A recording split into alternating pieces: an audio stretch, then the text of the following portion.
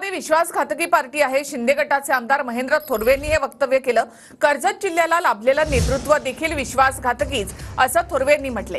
शिंदे गटाचे आमदार महेंद्र थोरवे यांनी सुनील तटकरे यांच्यावर टीका केली आहे, तर महेंद्र थोरवे दखल घेण्याच्या पात्रतेचे नाहीत असं तटकरेंनी म्हटले।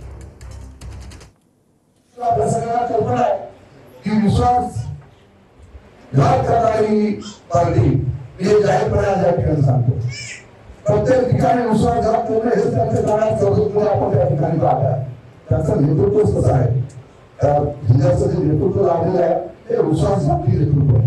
मग लढायचं असं तर जाहीरपणे आमच्या विरोधात त्या ठिकाणी लढा, परंतु आमच्या महायुतीमध्ये कधी त्या ठिकाणी लढता आमच्या बरोबर आमच्या सगळ्या महायुतीवर असणारी गद्दारी त्या ठिकाणी फुटून घेतली जाणार नाही। महेंद्र थोरवे अदखल पात्र माझ्यासाठी आहेत, दखल घेण्याइतपत नाहीत।